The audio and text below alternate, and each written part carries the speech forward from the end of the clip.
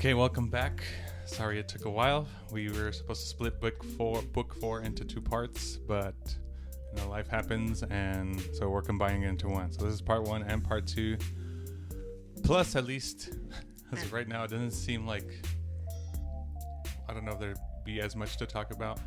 It went by kind of fast. It was long chapters, but it felt like it was kind of saying the same stuff in a sense. And this is the conclusion. This is it, I guess. Okay, so book 4 was definitely more theological, and it kind of mentions that, starts it off saying that other people didn't even want him, C.S. Lewis, including some of this stuff because it was too theological, which was understandably so. And I guess, I don't know, this is the parts that most of us have issues with religion, or those that do have issues with it. So first, he kind of starts by trying to lay down the facts, and I guess you were kind of confused a little bit about it, right? Like, how is this a fact?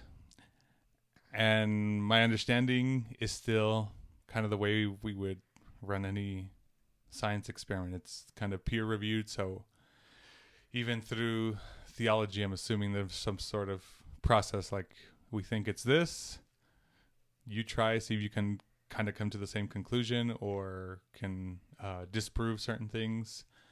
And he gives the analogy of making a map. He's like, if you were set out to kind of map out a certain place, you draw the map as best you can, and then other people start trying it and verifying it, see if it is correct or not, whether it's through the use of the map. Oh, I need to get from point A to point B, and then like, oh, you know what, this wasn't on the map, so let's add it in, or vice versa. This, you know what I mean? This just finding the errors in it.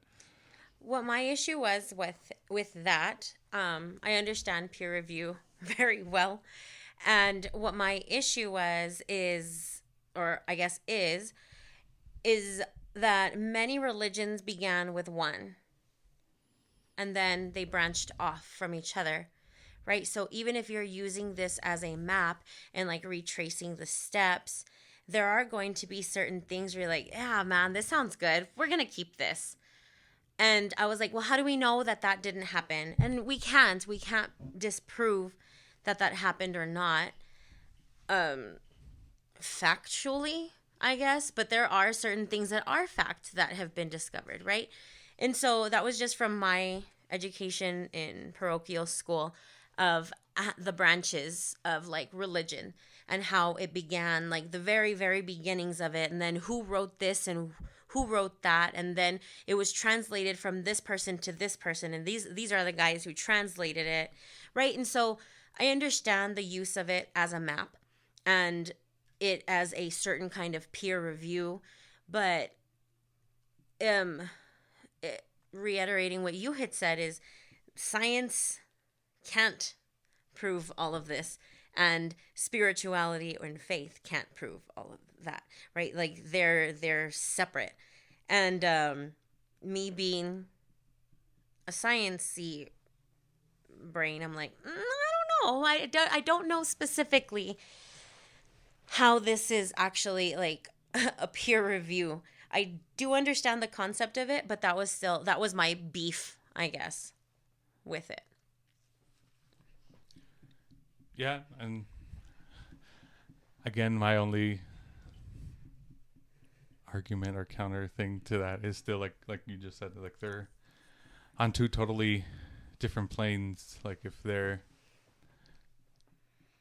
it's as if you went to another planet and they have just completely different physics. Like the way things don't behave the way they do here. So why would you try to still use our own methods to try to make something work over there? Does that kind of make sense? Yeah, totally. Or but you're versa. but you're still talking about that. The only difference is that you are telling people, some religions, some books are telling people you have to follow this same thing. And it's not a different planet. these are real people. So they're trying to utilize What do it. you mean? So you're saying using different physics, like if Mm-hmm. it was a different planet. Mm-hmm. It's not. It's not a different planet. What's It's not a not different planet? like the Bible, mere Christianity. No, This is I'm not not. different. This is trying to influence people to do the same things. Yes, Are you talking I'm about like talking about theology. So like theology, like the way they, I guess, peer reviewed the theological parts. Like you maybe can't take the full scientific approach because it functions by a totally different set of rules. So why would you try to apply the What's same set of rules to something that doesn't follow the same set of rules? That's my point. And I don't know. Again, I don't know if I'm misunderstanding it also, What but that's is- how my brain is trying to make sense of it. what's a definition of theology? Do we know? The study of, I just actually, I chat GPT did earlier into different levels to tell me when. So I did. I had looked up theology can be described in different levels of understanding. To the layman's terms, theology is often understood as the study of God and religious beliefs, usually in a practical and personal context. It involves understanding religious teachings, rituals, and moral principles without delving deeply into complex theological concepts. I guess that's the layman person. The professional level says professionals in theology, such as a clergy, theologians, and so on, engage in advanced research, interpretation, and theological discourse. They often contribute to the development of religious doctrine, ethical frameworks, and engage in interfaith dialogue and philosophical inquiries. A lot of words. Yeah. So the study of religion, faith, practice, and Essentially. experience. What's interesting about that is those are all things that could be, like, you can't test faith, right? Like you can't. Maybe not in the scientific way. You could test practice and experience. You can't like test it. It would be more subjective, right? Like all of it's subjective in these aspects. Like you can describe your faith. Again, that's what I'm saying. It's like subjective in the different sets of rules. Mm-hmm. So like if you're trying to describe what this other planet is like with our own physics, then it's like that's going to be very hard to do. Like the only way like would be to understand this other physics so you can get the clearer picture of it. What I think is interesting about that is still you can't, and that's what faith is believing without seeing, right? Like you don't know any of this, but you're expected to believe it as if it were something that you are familiar with. And it's almost not even, well, I get the believing without seeing because we're like very visual, but it's almost like believing without experiencing, I wanted to originally say, but then over time, maybe you do start experiencing those certain things and then it's perhaps not as blind, but just blind in a different way, or like not blind in a different way. Right. And it's so difficult. I think that like the whole concept of it is extremely difficult because everybody interprets it so differently. Right? So you could have a person that's extremely faithful and you could have a person that is on zero, and it is what it is to them, and they could lie, right? You could totally deceive another person and be like, "Oh my gosh, yes, I'm so faithful and I'm this and I'm that." And then you go to somebody else and you're like, "I absolutely disagree with everything that I just said." And I just said it because the other person wasn't going to leave me alone. Right? And I think that that's where it's really difficult on a scientific level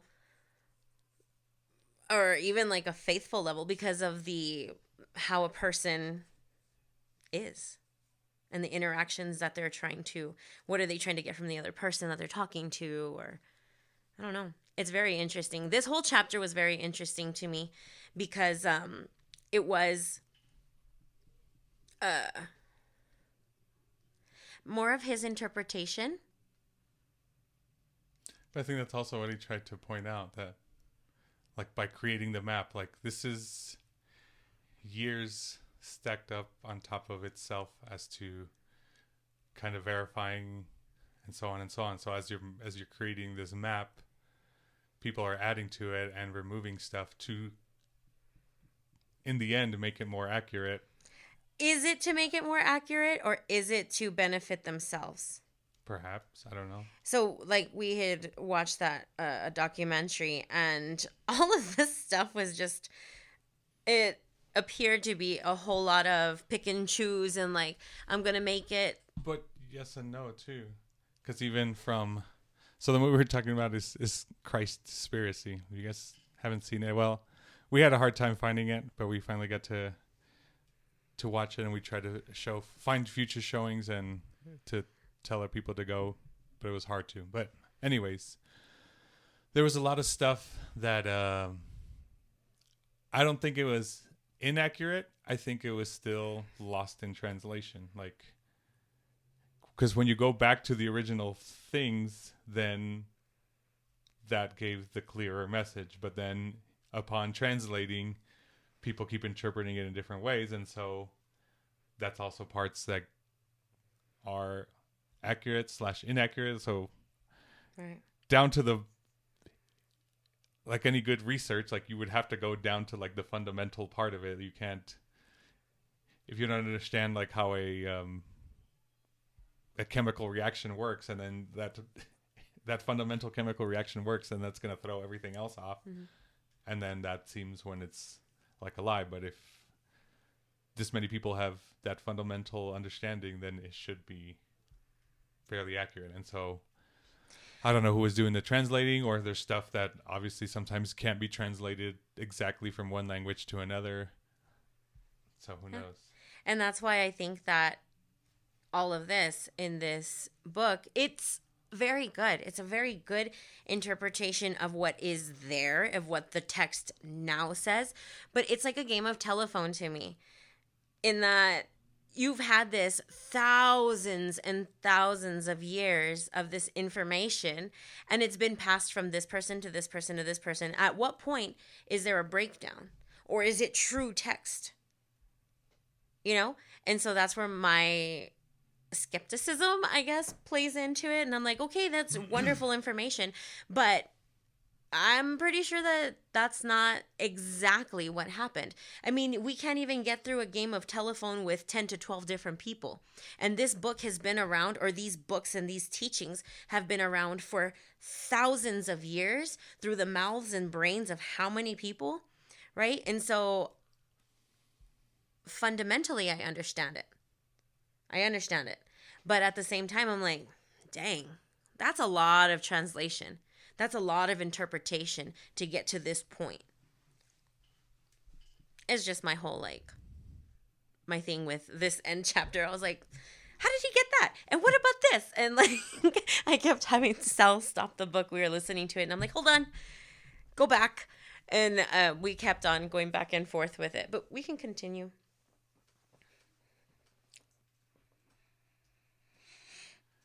Yeah, so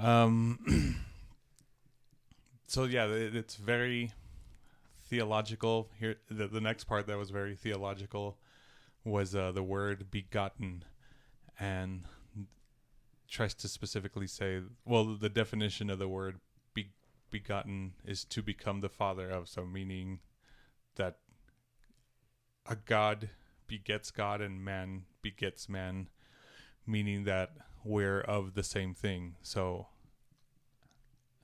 I guess opposite of this, or like not opposite, but would be like Pinocchio would not be, I guess, a begotten son, because he's not of the same thing. So he Flesh. was not a human boy.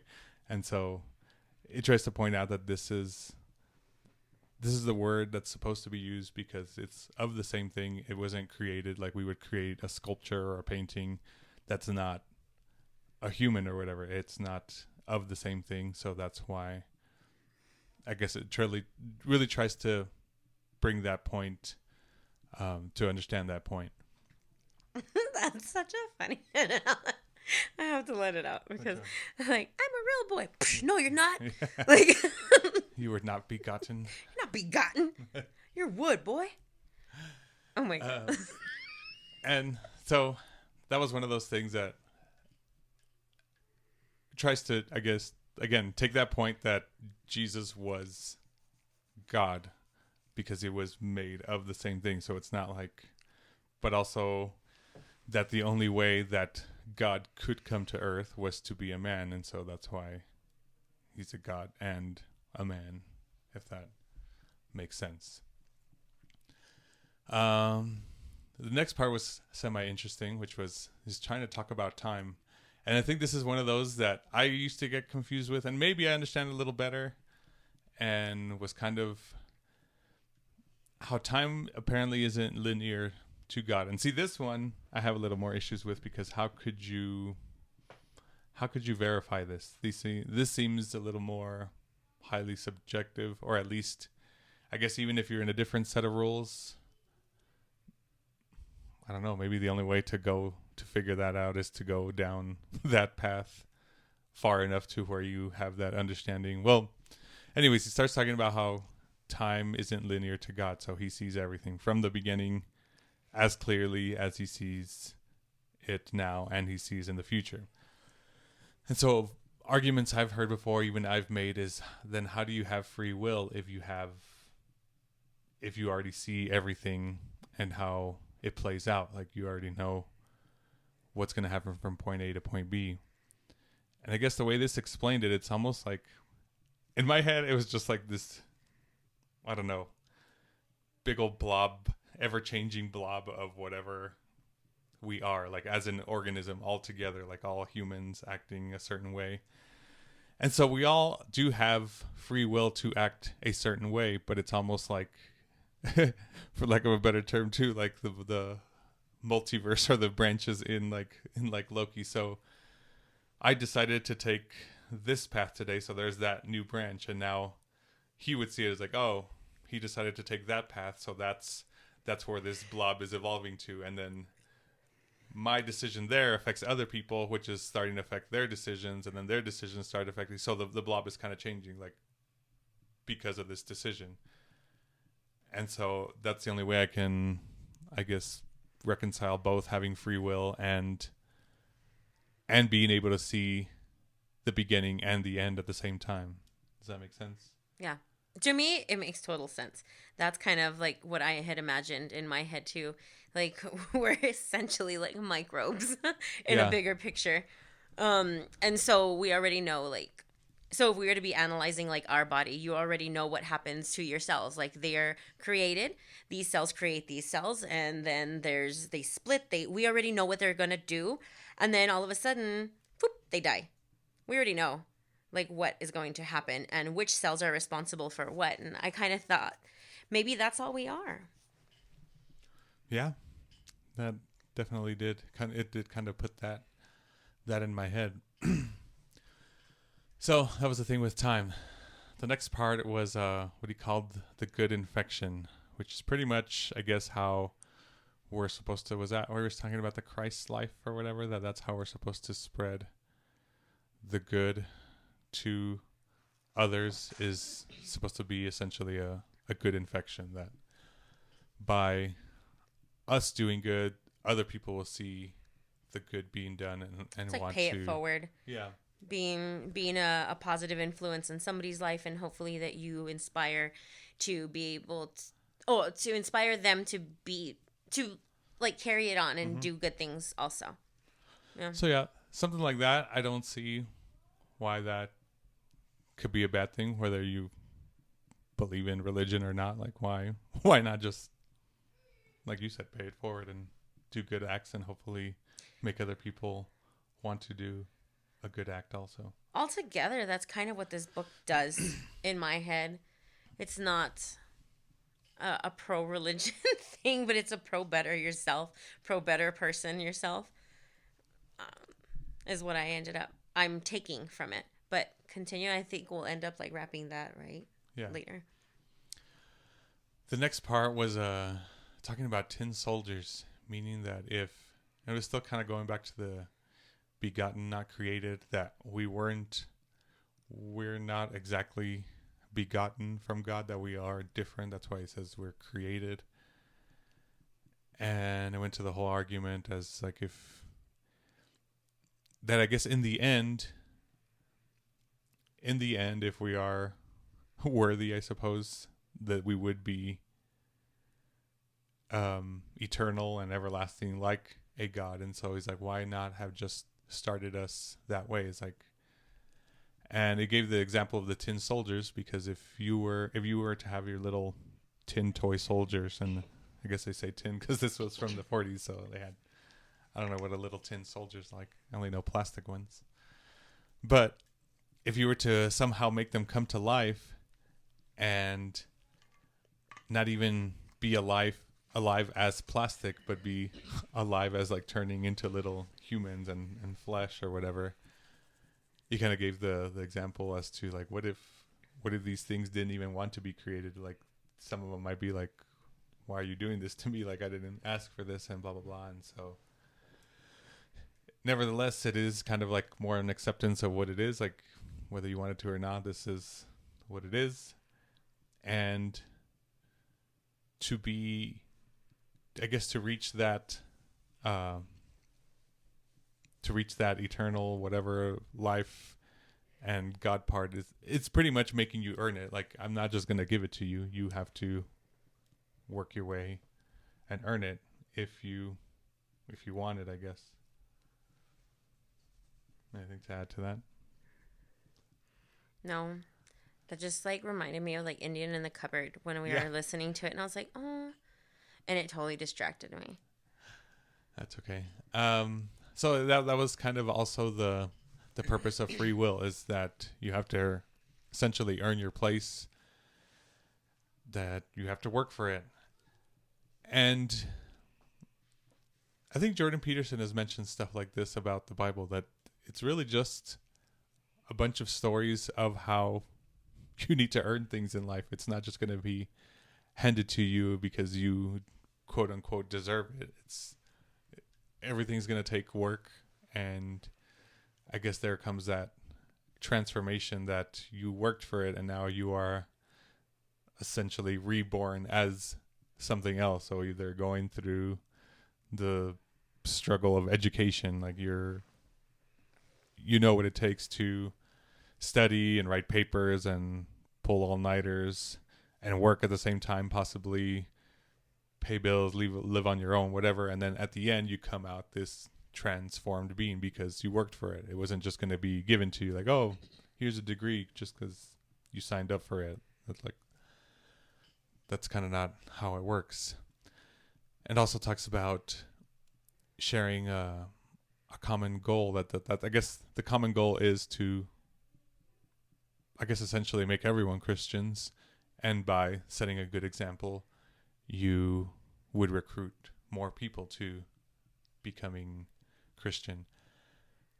Which again, I understand, makes sense. I still think like almost any type of recruitment would work that way. Like if somebody's trying to recruit you to something, and then you'd have to see, well, kind of what have you done? If you haven't really done anything good, then why would I join you?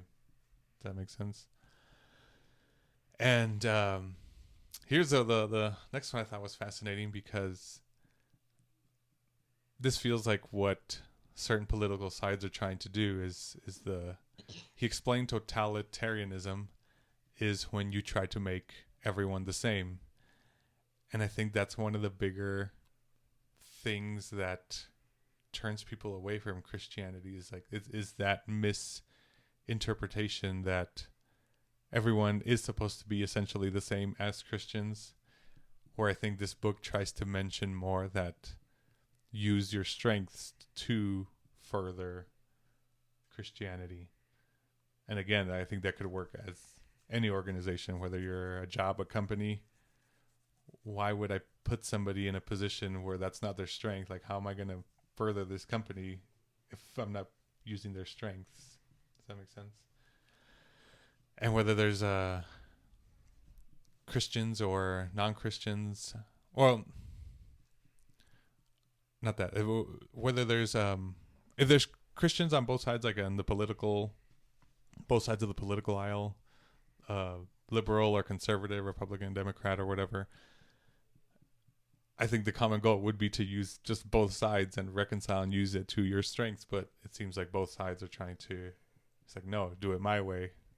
It's like, no, do it my way. And essentially nothing gets done. And along with that, he did mention, I don't know if I wrote this one down. I don't think I did. But he does talk about saying that is pretty much like the devil is at work because he tries to make you pick or distracts you by making you pick the lesser of two evils, but essentially you're still picking an evil over no evil, which I thought was a pretty fascinating idea, that just because you're picking the lesser of two evils does it not make it evil, which I think is a fair argument. Yeah, whether it's the devil or not. Yeah. Well, I feel like so many people end up blaming it like, oh, it was God's fault, or oh, it's the devil's fault, when like, take freaking responsibility for your own actions. Like, you have a brain, you have a God-given brain. This is what you're thinking. You think that God gave you the brain. Okay, now use it. Like, choose if it's going to be like, if you are going to use good or if you are going to use bad, right? But like, when you're presented with any kind of challenge, why are you just going to blame it on a higher being when some of it can be discerned? Some of it can be like, I know that I should not throw my phone against the wall and break it, but I'm really angry. I'm going to do that. That was all your decision. It's not the devil's influence on you. Like, why can't people accept their responsibilities and their actions? Like, you are responsible for your actions. Be it what, like, why are you putting the blame on a higher being? yeah, and from the last one, I was trying to find. We got a YouTube comment that said it was essentially about that. It was kind of like it feels like when people kind of give up, like, Jesus, take the wheel, and like, oh, leave it in God's hands or whatever. And I went on to explain that I compared it to Buddhism, where in Buddhism there's an acceptance for a situation. You are acknowledging the situation and know what options you have in that situation. But when people say, we'll leave it in God's hands, it feels more of like I'm not doing anything. Like, I know my options, but this is now out of my control. I'm going to dump off the control or leave the control here for somebody else to pick up or whatever. And that's the part that I was trying to say that is either my misunderstanding or people are misusing it also, because that's the feeling I get when people usually say something like that. And I agree with you. I don't like when people just kind of like, oh, well, it's out of my hands now. It's like, no, not entirely. You could probably still do something about it, but you don't want to. You'd rather just like dump off the blame onto something that you're not going to be responsible for. I have a lot of opinions on that. And so that was that. The next part was asked if Christianity is hard or easy. And to me, pretty much what it led, it was a lot of words to essentially say that it takes practice. And we had done a podcast episode on intentions versus outcomes, like having a good intention but it gets a bad outcome, and I think I was trying to think, is one more important than the other? Like, is it better to have a good intention or good outcomes? And I think upon reading this book now, like the fourth time, is that both are pretty much equally important. You can't just have a good intention and have a bad outcome, or just look for the good outcome no matter how you did it or whatever. And I think it's trying to make us acknowledge both, and that it's going to take practice. You're not just going to flip a switch like, oh, tomorrow I'm going to start being good or whatever. It takes practice to build up that skill to like have certain thought processes that if I do this, this could have this certain outcome. And if it doesn't, then like tweak it also and acknowledge your mistake and where your mistake was and how it affected you and others and so on and so on. Agreed. I think that practice is a very good way of putting it, and especially tying back into the intentions versus outcomes, in the sense that, so the other day we were sitting at the movie theater and this man asked Sal to move because he needed to get under his seat because he had to fix the seat next to it. And so Sal said, okay, right? And he moved. And then there was, like, he kept bumping my arm as he was fixing the seat. So I moved over and he continued to bump my arm. So I moved the little thingy up, the armrest. And then he's like, "Oh, sorry. I actually need that down here." And I was like, "Ooh, I fucked up." Right? I had good intentions and it was a terrible outcome because he was like, "Damn it, like I needed that." And I moved it out of his way. And I was like, "Okay, like I didn't intend for that to happen." So I apologized. I was like, "I'm sorry about that." And then I like just kept getting bumped, right? And just scooted completely over. But what I learned from that, and that's where I think that it's so important with the hard and easy. It's both. Mm-hmm. Religion is both hard and easy. Relationships are both hard and easy. Every day, every different like thing that you're doing is hard and easy. And that's what the game of life is practicing. But it's also not being ignorant of what you are doing. It's being thoughtful and mindful of your actions. So now, if that ever happens again, I know to ask and use my words and my communication. "Sir, would you like me to do this?"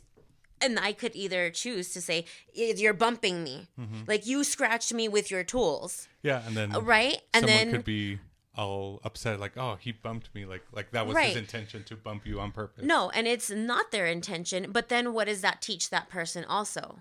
Right? So then it's a learning experience for two people, mm-hmm. and for all of the people actually that are around and here. Because that lady didn't have to get her seat fixed. She ended up with it not fixed to begin with. Yeah. So not only that, but 1, 2, 3, 4, 5. 5 people were influenced because of that one thing that was going on. So I think that practice is a really, really good excuse. I don't know why that word comes to mind. Like it's an excuse. Like, "Oh, sorry, I'm practicing life." Like I'm learning this. You know, we're all learning, and I think that it's important to give ourselves a break with it, but learn from it. The Olaf situation. Oh my gosh, I love that. It's in one of the songs that he does. I forgot what song it is, but he says that he's like, "Don't worry about any of this stuff. Like one day when I grow up, I'm gonna know everything." And it's such a joke, right? And I think that a lot of adults would probably understand that, because you're like, when you're a kid, you're like, "Poof, when I grow up, I'm going to know how to do this." No, like you have to practice and you have to intentionally learn and be open to all of it, right? And you have to practice life. Yeah. Essentially told students too, it's like typically have like irresponsible pattern of behaviors or whatever. It's like, you think like when you grow up, like let's say you're 18, you're legally an adult now. You think just magically, "Oh, I'm 18 now. I'm responsible now. I'm an adult." Like that's not how it works. You got to practice and build up this skill to have good patterns of good behaviors. It's called When I'm Older. By Josh Gad, and it says, "This will all make sense when I'm older. Someday, I will see that this makes sense. One day, when I'm old and wise, I'll think back and realize that all these things were completely normal events." None of them are like, actually normal, you know. Like, I'll have all the answers when I'm older. Yeah. Yeah, we still don't. Yeah, we don't. For little Olaf. And people who do think that they have all the answers. And I think that's interesting. What's so fascinating about the internet. Even some of the comments we've gotten on these videos, and on some I try to engage, but still in a more polite, respectful manner, because like I'm not gonna be the one to change your mind. Like I can try to argue with you, like people can try to argue with people on the internet. Like you're not gonna be the one to change their mind, especially by like force feed, like trying to cram it down their throat. Like that's not how it's gonna work. I don't know. Be in charge of your own life. And yeah, so people try to tell us stuff, and I think missing essentially the whole point of all this is that I don't know. Sometimes the comments seem very like kind of obvious, like common sense, like, oh, how did you not think of this? I was like, oh yeah, you're right. How did I not think of this? I'm sorry. I apologize. Like, oh, I won't do this again. Like, it's mostly to show how much we all don't know. As much as you think, or we think we know about stuff, like, how do you know how much more there is to know? Does that make sense? To me, yeah. I think it's a lot of learning. Again, learning, practicing, being mindful of your actions, being mindful of your thought processes, being mindful of situations, having better situational awareness, right? And understanding that your words are going to affect people, and sometimes they're going to hold on for them for a very long time. I do think that with social media, people have become more free speaking. And your words still impact people. People are still real people. And I think that like from a screen and being critical of it, like, okay, I understand, but be mindful of the words that come out of your head. There's actually another one. I don't remember the exact quote, but it was actually like a Bible verse or something, and it's pretty much saying the certain powers you have, and one of them being the power of the tongue or whatever. Like whatever the things you say kind of have. Isn't there like a Dumbledore quote also? I don't know, possibly. That like the most powerful magic that you have is the magic of your verse, of your speech and communication. And I forgot what the exact quote is, but yeah, I'll look it up later. The next one was very fascinating to me too. Was nice people. So it was pretty much trying to acknowledge the argument of, if religion was so good, how come Christians aren't more of nice people? And it gave a very I forgot how I phrased it exactly, but it was something along the lines that if people are starting to not believe in Christianity, it's like essentially almost like shooting yourself in the foot. It's like by the actions that the Christians are doing, that it's making other people like reinforce their belief that Christianity is invalid or whatever. I forgot how exactly he phrased it, but it was essentially that the Christian behaviors, again, how we said earlier in this, that your good behavior should be an example towards others to model those behaviors. But if you're not modeling those behaviors, that's just further reinforcing the non-believers that like, why would I want to do that? And it's almost like we said, like it's a company and you're trying to be recruited into something, and like, this is what you're doing, kind of like, no thanks, like I don't want to be a part of that. 100%. And he worded it very well.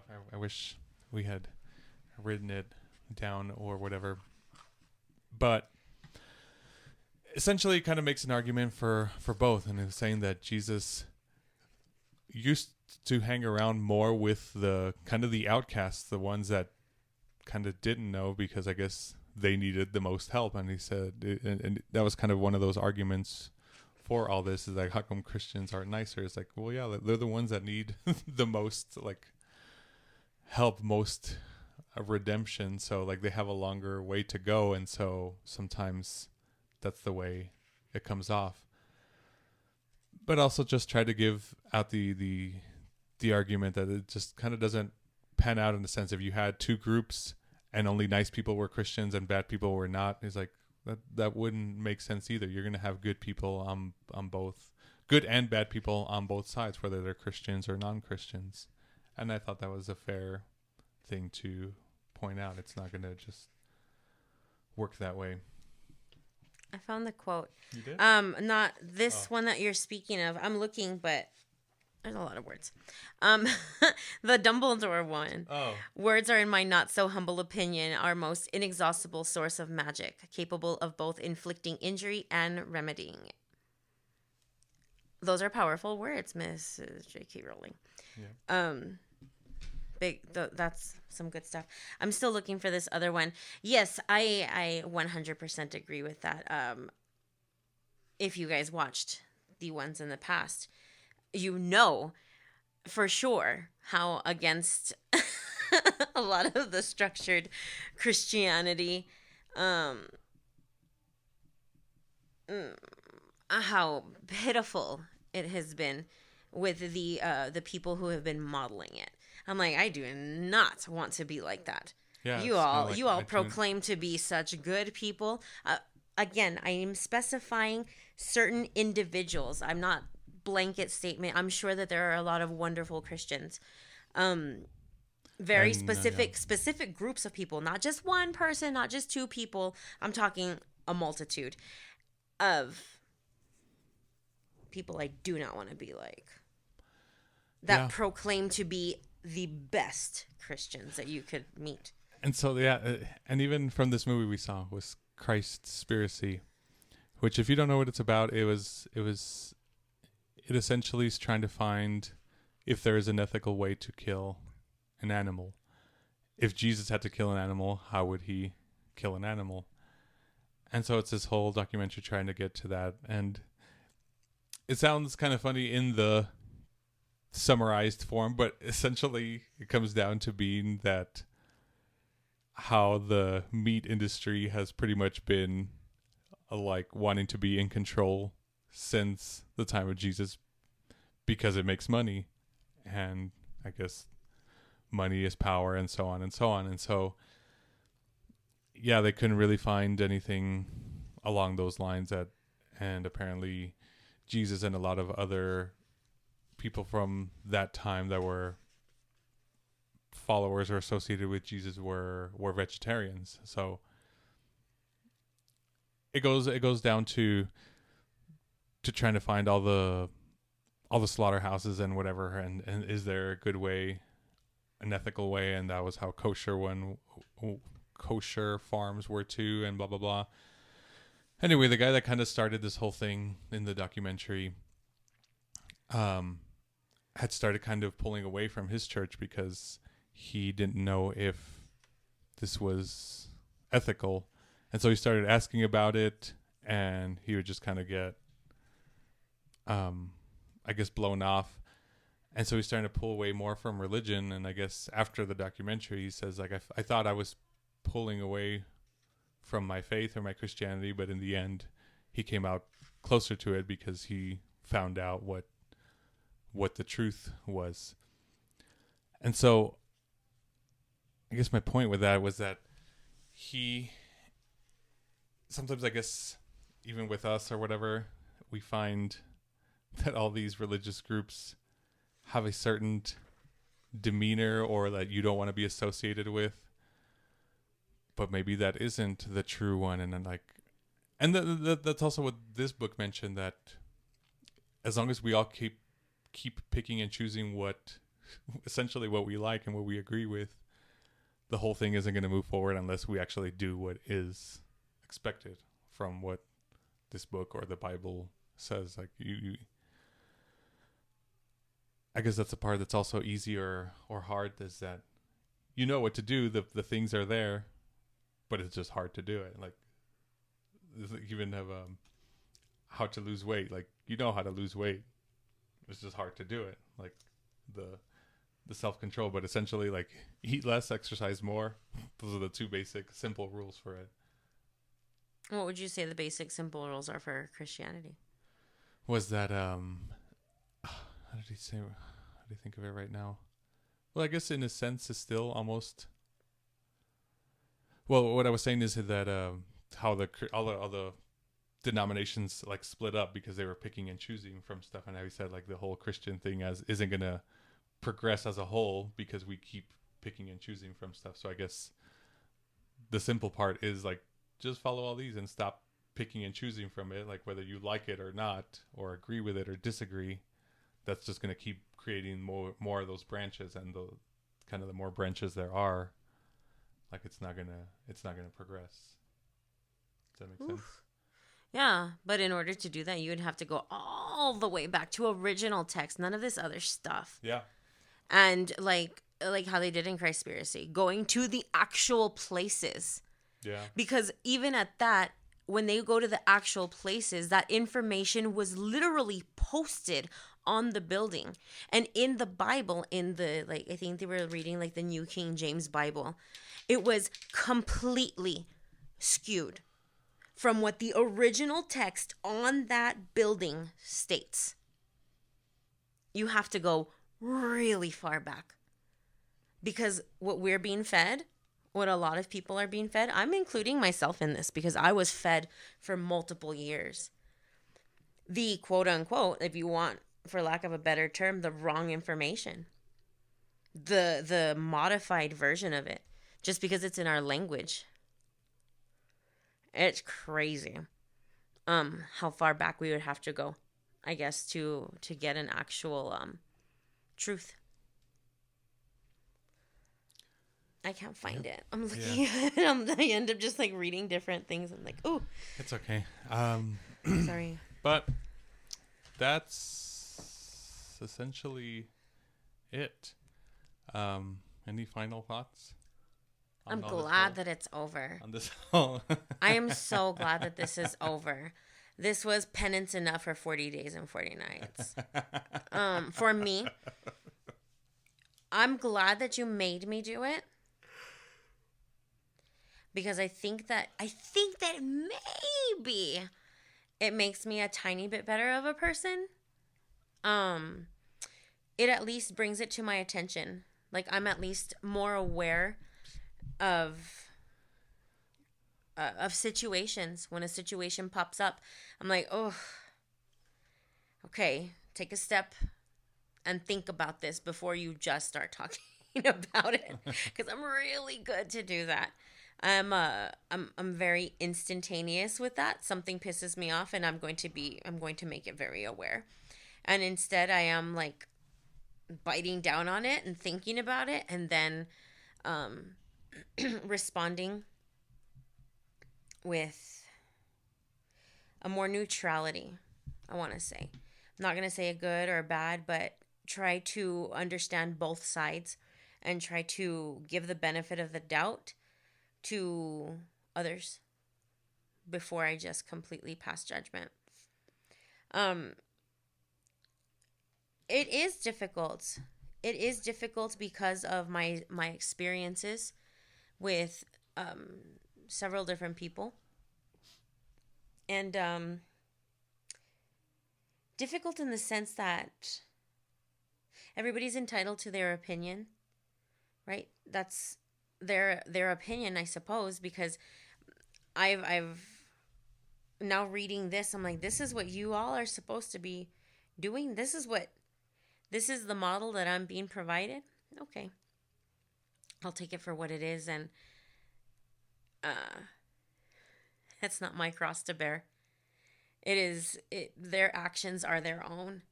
And if there is a God and there is a heaven and there is a hell, well then you're going to be the one to deal with that. Not me. But maybe you should be mindful of your actions and how they affect people. Yeah. It's out of my hands. And now I'm actually like able to let it go. I'm like, this is what you were supposed to be doing and that is your action. All right. So more power to you. If you know the Bible and you know God that well, go for it. And that's been my thing with this book upon all the readings, is that I think there are misconceptions, like even how this other movie proved it, like something got lost in translation you were told to it a certain way, and that's not what it meant, but you kind of just took it and ran with it. And even like he had mentioned in one of the earlier chapters, is like, it's not just action. So you can't just donate to a charity and expect that to be a good enough action and outcome. It's like, you have to know if this is a good charity that's actually doing good things, and that's your responsibility too. So as as people who are Christians, like, that's their responsibility to figure out which parts are accurate and which parts are inaccurate. And that's so difficult. Yeah. But structured religion has made it so difficult, is one of my arguments. Because they trust that they are being told and fed the right food. It's like a child when they're eating the food that their parents gave them. They think that that is going to make them strong and healthy, when the parent could be loading them with these false preservatives, or, do you know what I mean? Correct. So it's sad because they're trusting their higher ups. Correct. But even at up to what point? Because even a child is eventually going to grow up and maybe see through your through your BS or through our BS or whatever. And there are people that within Christianity will just go, oh, well, the priest told me this, or my preacher told me this, or whoever, like, and that's just what I'm going to follow because he told me. And like, to a certain point, like, yeah, at first, if you're incoming new and freshman at this or whatever, then cool, then you have kind of no choice but to believe. But then at some point, these questions have to arise in your head, and you can't.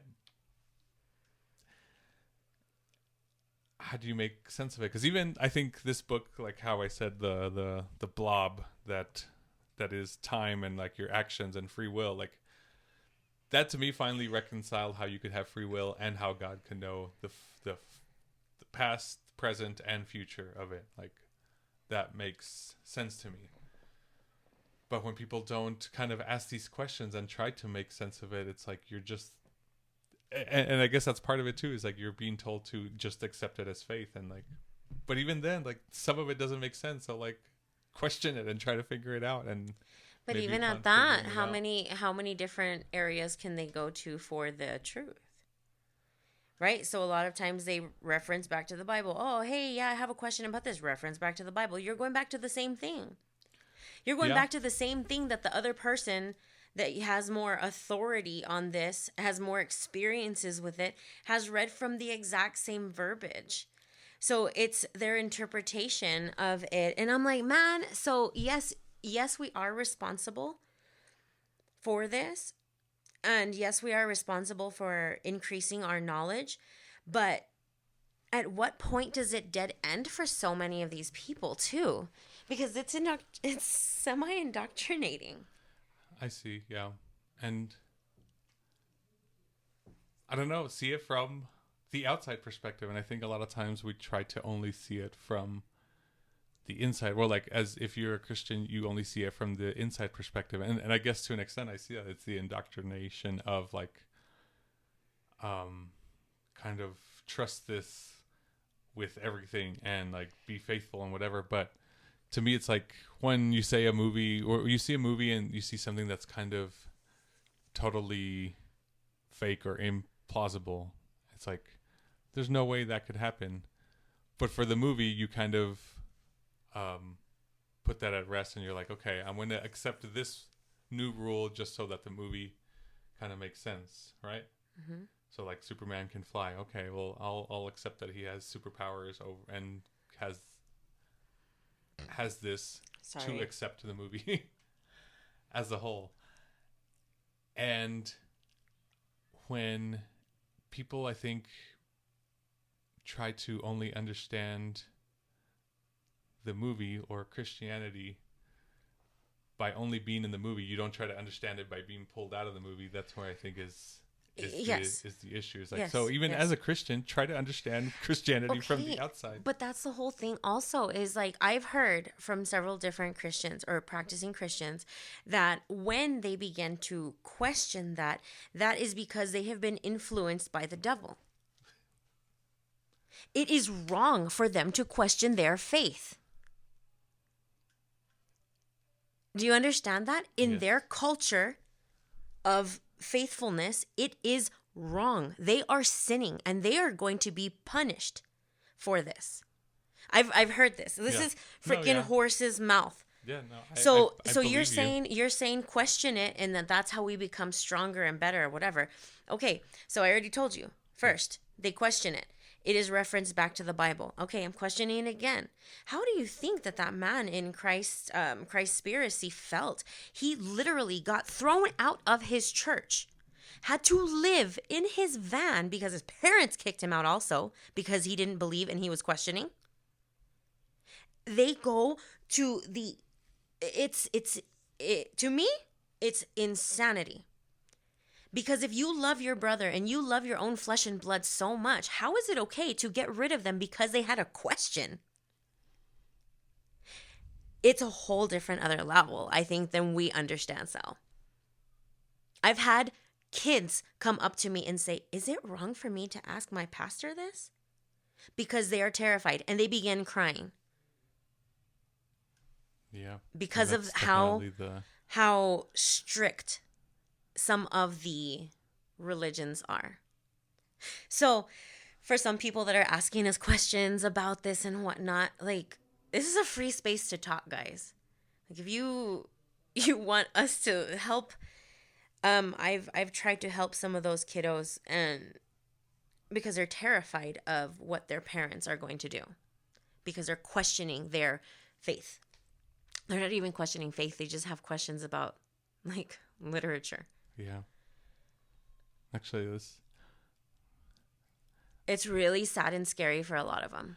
and well, at least it's a very psychological game, I guess, that they play, because both of us had this issue where we used to think of like the karmic, like, cause and effect. Like, we thought if we did something bad, like as a sin, like then something bad was going to happen, or when something bad happened, you attributed it back to that thing, like, like I shouldn't have done this, and like that's why this bad thing is happening.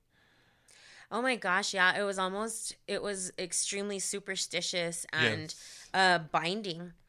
And that's how come, like, reading this book, religion is supposed to be freeing and heavenly for oneself. You're supposed to feel heaven within. You're supposed to feel happiness. You're supposed to be able to promote and carry on these feelings of goodness. But in the structured religion that I was brought up in, it was very much on the contrary. Very limiting, very boxed in, very like, I'm going to go to hell because I kissed a boy. And that is what I thought. I was like, that's it. I'm going to hell. And then, so what, like, what freedom do you give a person in that sense too? So if I already thought at the age of whatever, I'm going to go to hell, then why do any other good? They have this saying in Spanish, is las más santitas es más diablitas. Well, why? So that means, like, the more saintly you grow up, the more devilish you're going to be. Yeah, absolutely. I took that saying and ran with it. As soon as I found any kind of freedom, I was like, woo, freedom. And that's like, okay, well, I already screwed up. There's no retribution. Is that the right word? There's no retribution for the sin that I created. Or almost redemption. Redemption. Yeah, like, there was no redemption for it. And then they're like, okay, well, you're going to have to go and tell the priest. And I'm like, oh, okay. And when you do, like, confessions or whatever, some of it was shameful.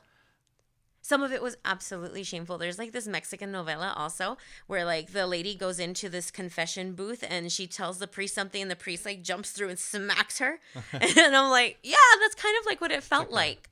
Comedic skit or whatever. Yeah, a comedic skit in like Mexican TV. And when my parents would take me to a restaurant, I would see it and I thought that was hilarious. And then I was like, oh shoot, maybe that's too real now. Not that the priest would hit you or anything. Yeah. But my point with this was, it wasn't till I started challenging those thoughts, my own thoughts, that if I did something bad was going to happen. And I tried to really keep track of this stuff. It's like, is this really correlated? And once you keep track of it, like, you realize how uncorrelated things are. Things just have to happen. It's not a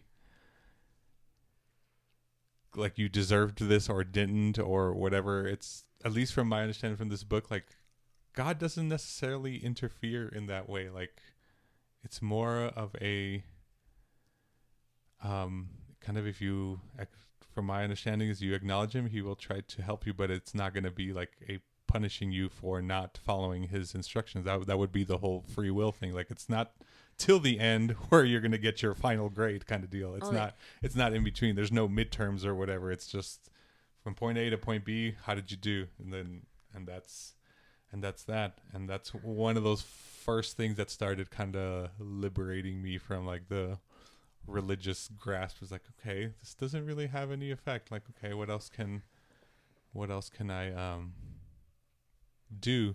And not that I was doing bad things on purpose, but like, you know, we're human, we do stupid things, and I don't know, it just made me more aware that like karma isn't what we think it is. And I think more like in the Buddhist approach, it mentioned how it's really more kind of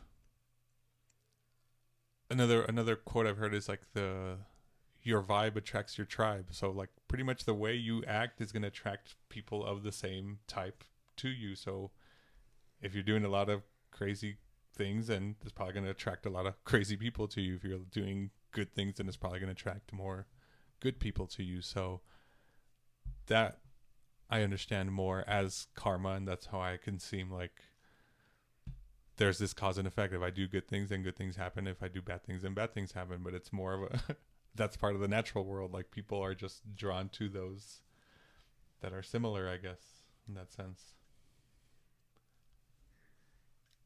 Yeah, all of it was interesting. And I guess one of my final ones is that seems mind blowing. So this whole thing is, to me, misconceptions that need to be addressed and cleared, because even how he mentioned the standard of a straight line, like, how do you know, how are you comparing it, how are you comparing a crooked line to the straight line, like if it had nothing to measure it to, or like no actual standard to live up to. So if we're not in consensus as to what these things mean in these teachings or the Bible, like if you're interpreting it one way and I'm interpreting it another way, how are we ever going to get from point A to point B if we can't agree on what this means? And so from the movie too, talking about ethical way of killing animals, and to me it seems like we're so indoctrinated with certain things, like whether we should eat animals or we shouldn't. But what I thought was fascinating is like, even if Jesus came back for a brief moment and told you, like, no, you've been misinterpreting this wrong the whole time, it's supposed to be this, and then goes back away, like, people would still be like, no way, like, I've been doing it this way and this is what your book said or whatever, so I'm going to follow this. Like, even if you got it from the source, like, people wouldn't want to change it because you're already stuck in your ways, I guess. Or unlearning is harder than anything else. Like, even if you're told you're wrong from the source, from something that actually measures that standard, you'd be like, no, well, it's easier to tell you you're wrong than for me to change my behavior. What I think that's interesting, what is interesting to me about what you just said is that ties into one of the virtues, right? And the worst one that you could do is be prideful. Mm-hmm. And that to me is very prideful, in the sense that, no, this is how it is. It says it right here. I am 100% confident. I'm not budging. F you. Yeah. That's pride. And that's what the worst one could be. Yeah, and that's essentially and like so what about that? Like, there's no give. I'm not willing to listen to anybody else, but it's essentially 90% of the internet comments. Pride. And so that's why I'm like, well, that's why. You know what? And it's funny too. Well, like, whether you believe it or not, like, one of my coworkers used to we used to have these debates, and they were enjoyable debates. They weren't like we wouldn't get heated and yell at each other or whatever. But he essentially said, like, kind of how I just mentioned it as being a grade. He's like, are you willing to, like, let's say you're going to take a test at the end of all this. It's like, did you study well enough for all of it? Like, are you comfortable enough with what you're doing? And whether it's real or not, whether you believe it or not, what if the test does come at the end and you're like, ah, crap, like, I didn't study for this. Like, are you okay with that? And I was like, so far I am. Like, with whatever I'm doing, whether I believe right now or not entirely, I'm comfortable with what I know to justify the choices I've made. And now, again, over time, as I learn more, maybe that might change. But at that moment, I thought, like, okay, cool. What I think is interesting about that and like studying for a test about like, what about practicing? Yeah. Like going back to the practice. Maybe I haven't studied for the test completely the same way that you studied for the test, but I practice being a good person, or I practice implementing all of these other things. And so, like, am I ready for the test? Yeah. Am I studied for the test? Maybe not. But. And also, I was like, what if it's one of those tests? Have you ever taken one of those tests where you do study a bunch, and then none of the questions were on it. None of the stuff you studied was on the test. It's like that also seems unfair. It's like, you told me even if you told me there was going to be a test, mm-hmm. and you didn't quite make it clear enough what was going to be on the test. Like, that was, I understand essentially my responsibility, like how this has said, like, it's your responsibility to figure out what parts are real and not, and so on and so on. But I think would be also an unfair one where it's like, if it's like way out of reach, like, how was I even supposed to get to that conclusion? Like, that's also like, no, man, like, that's not, it was an unpassable test, I guess. This is essentially what I'm saying. If it's an unpassable test, then why have you even tried? And who knows, right? Yeah. I mean, again, it has been thousands of years since the original everything has been implemented, right? These structured religions. Yeah. So good luck to us, I guess. I don't know. One final thing, I think, is you had asked me. Final thing. Just kidding. You had asked me, like, because I had been challenging her on a lot of stuff, even through. See, that's why I'm glad this is over. Through what you guys see here and off screen or whatever, like, she would mention stuff and I would kind of counter it. She's like, so I guess I was sending her mixed signals, like, so what are you in all this? Like, do you believe in not? And so I was Christian way back when. Around when did I probably? It probably started. Well, no. It started back when I was like, I've done communion and confirmation as a Catholic and baptism and so on and so on. But I think the doubt for sure started settling in probably around 2010 is when it had started. And it was just like, we would go to church. I had already moved out on my own and I was still trying to go to church on my own. And then I would see people start just, you're all in there taking in the word of God or whatever. And as soon as you're out the door, it's like you totally forgot what you just heard in the last hour. And I was like, this feels so hypocritical. It's like, and that's one of those, like, I don't want to be associated with this. Like, I don't, like, you're not even, didn't even seem like you're trying, like. And so we stopped going. And so that was that first seed. And I started questioning it, and I started doing more to question it and more to test it. Like, and like how I said, the behaviors I saw, there was no pattern. And so I pretty much went, I'd say, pretty full out atheist. And I was like, nah, none of this makes sense. This doesn't, I don't believe it. And there was other podcast I would listen to, and I guess just reaffirming it. And then once COVID hit, that's where I had this coworker that was just kind of saying things I think were a misinterpretation of religion. And it's interesting in the United States, as far as the conservative and Republicans kind of go hand in hand. And it's crazy how one supersedes the other. Like the Republican part, or like the U.S. part of like the patriotism, is outdoing the holy Christian part. Like you're believing more in the country than God, and I feel like in that sense, like God would have more to offer you than the country does. And so he would say things that I felt like kind of contradicted religion as to how certain political parties thought. I was like, and that's when I came across this book, and I was like, I wonder if I'll find anything in here. And like that's why I've always said it's like a Christian for dummies book. It dumbs everything down to like what the core beliefs are. And I found it very fascinating that I think there were misconceptions that I had that were kind of like, okay, that's, now I understand how this is supposed to be understood. But then there are still things that Christians do that I think they're completely misinterpreting. And so now I think I'd fall more on the agnostic side. Like, I don't know what the hell to believe. And I think that's a good, fair way for everyone to be. I don't think anyone could be at 100%. Or to me, I don't see how anyone could be at 100%. Like, I for sure know a God doesn't exist, or 100% I know a God exists kind of deal. Safe. Yeah. I like one of the quotes that I believe it's Jordan Peterson had said. They had questioned his faith. He says, "So what are you?" And he said that he didn't answer specifically, but he did say something to the sorts of, I act, or what? I live my life as if there is a God.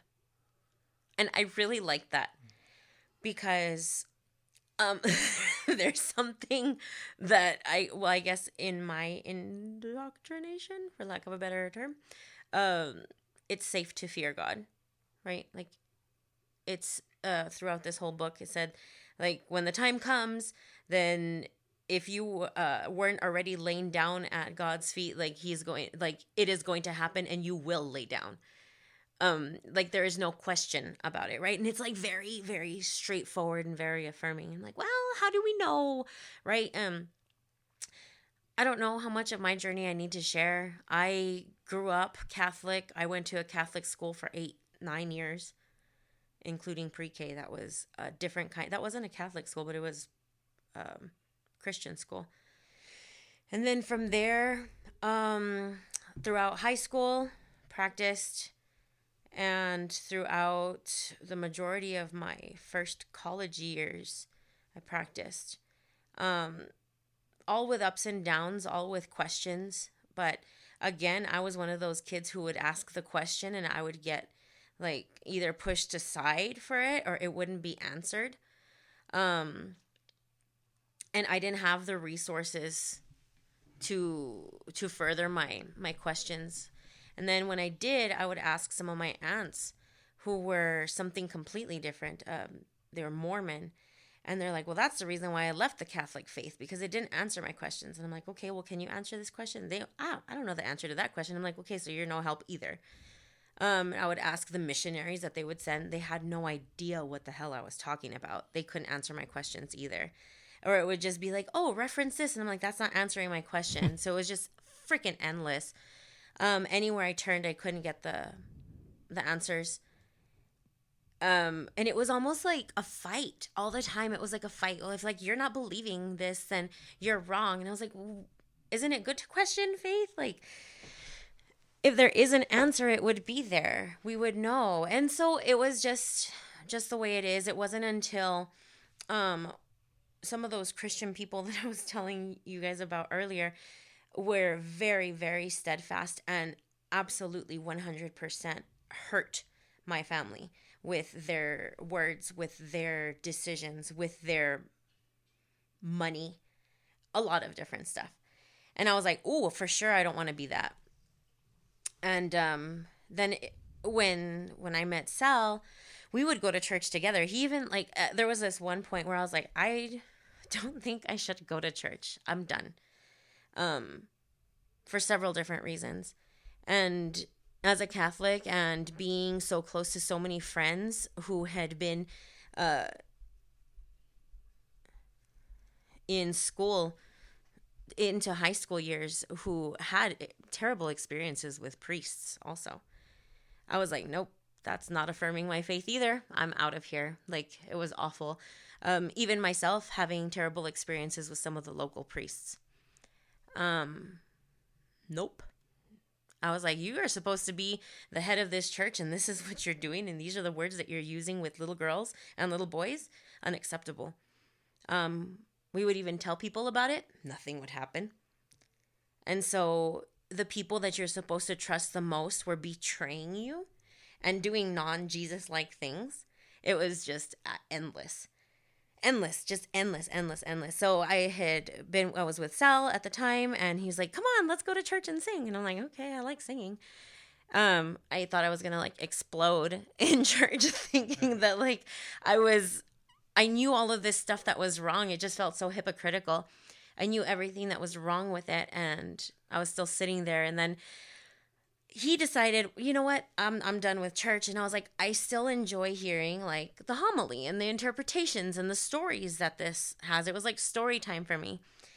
And then it did end up becoming frustrating with how much hypocrisy was in it. And so we both kind of fell off around the same time. It was kind of up and down. There were some ups and downs where I was like, I do want to go to church, and then we wouldn't, and or just a whole bunch of turmoil with that. And then it wasn't until when my mom got really sick, everybody started just not blaming God, but saying that it was God's will for her to pass away. Like, oh, well, it's in God's hands now. And using those particular words are just like very frustrating to me on multiple levels.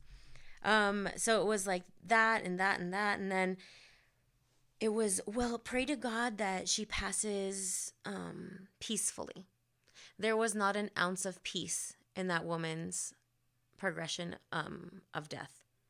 Cancer is a bitch, and it was difficult, and people were proclaiming, oh, God's going to make it easy for you guys.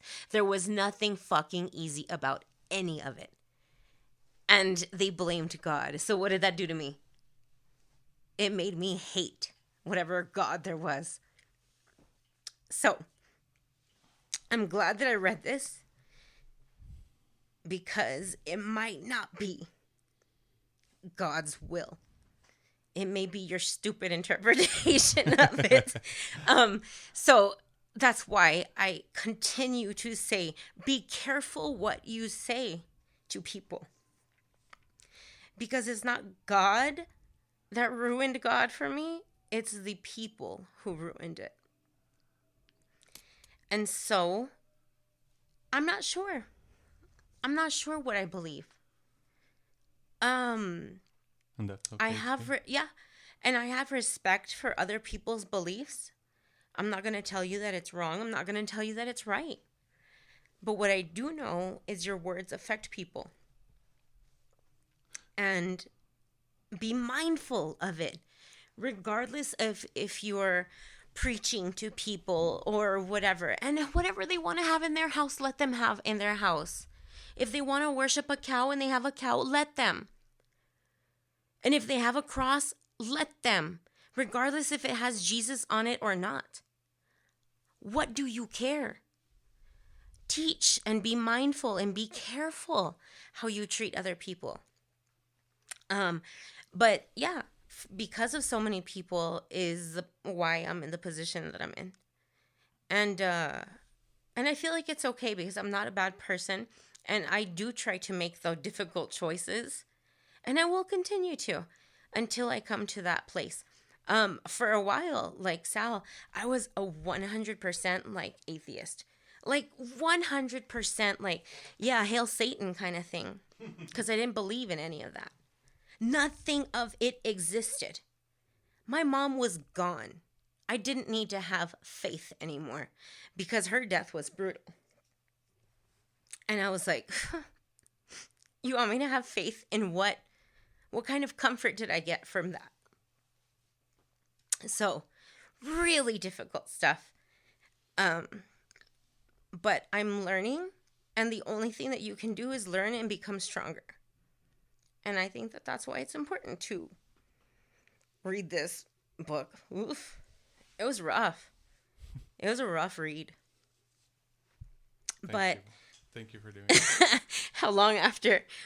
It had been 6 years, and I'm still crying. But better to do it now than later, because you start to affirm your own.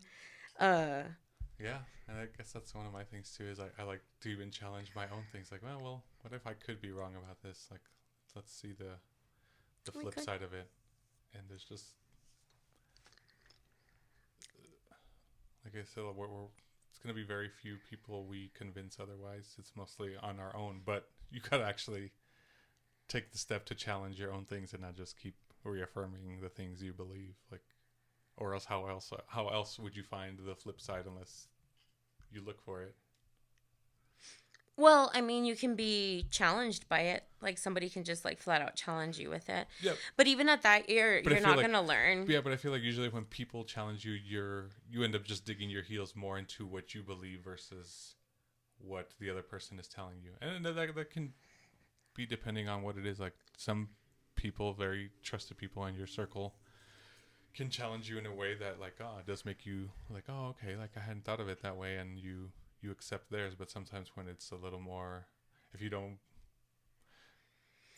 particularly respect that person, you're probably going to be like, oh, you don't know what the hell you're talking about, like, and just going to dig your heels more into your own thing versus actually acknowledging the possibility of the opposite.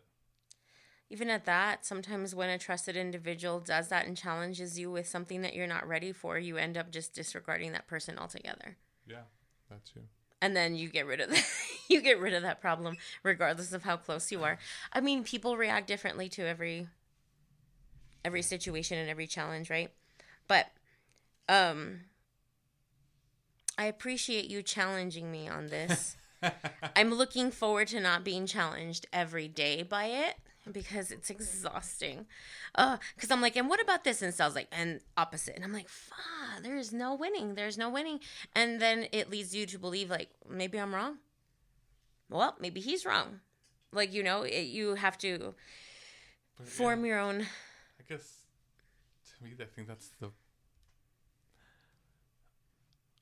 I don't know. I like for us to be in that mental state, for all of us, like, not just be so sure of something, like, to the point of blindness. Like, don't just believe it because you feel it. Also, like, feelings are also just chemical reactions in certain things, and it could just be a whole mess of things we don't understand. But just try to understand it. Try to understand the picture better. But everybody's chemicals are different. No, I know, but I either way.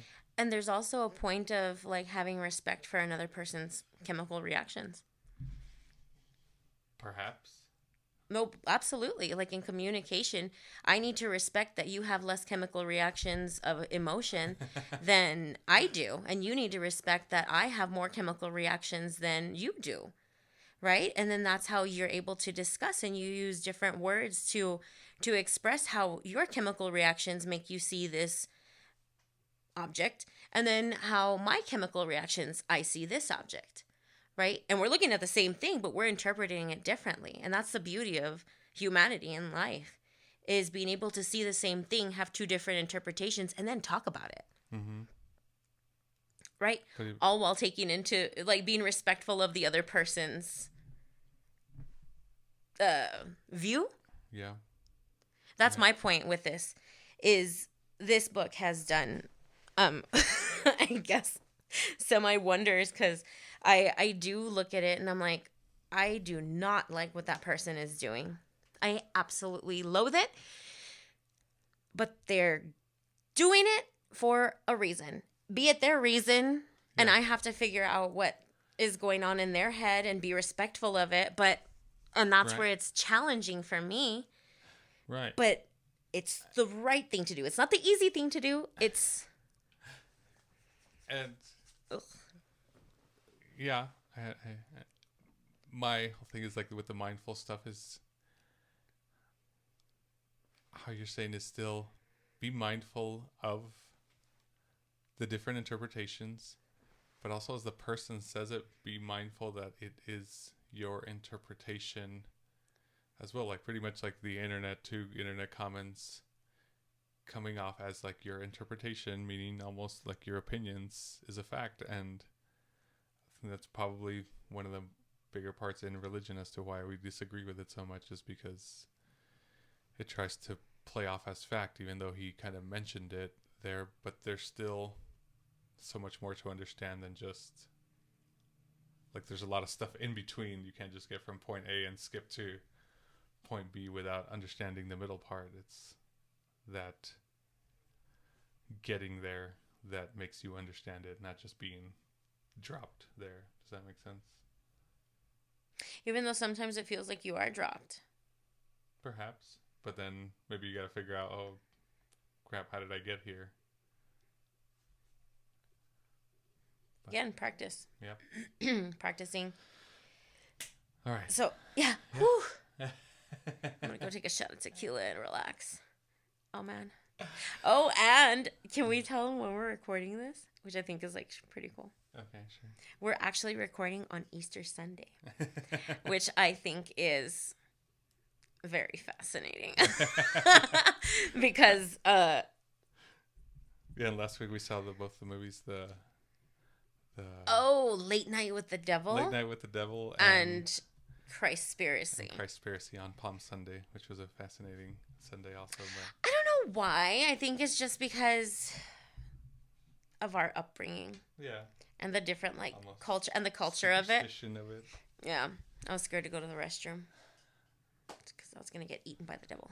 All right. Well, thank you all. Have you joined us for all of it? And sorry forward about to all the emotion. To the next one. We considered doing the a little next one. Well, like we had considered doing a Buddhism thing, like the. Oh, okay. And then you had mentioned that the other. Oh, there's this other good book. Well, because like in one of my moments of disbelief, I guess I was like, well, there's no Jesus, and I'm like, wait a minute, no, there's like actual evidence of Jesus. And then we found this book called Person of Interest, and it's really interesting. Like they essentially do a like criminal check, almost like an FBI investigation of if the man Jesus Christ was real, and he apparently is real. So I'm thinking maybe next 40 days 40 nights of torture. I'm just kidding, not torture, but maybe we'll review that one. And I think I enjoyed this. I enjoyed reading and talking, like an online book club or something. So maybe we'll read another book. You can join for the next one. Yeah. All right. Good luck. Be nice, people. Bye. Bye.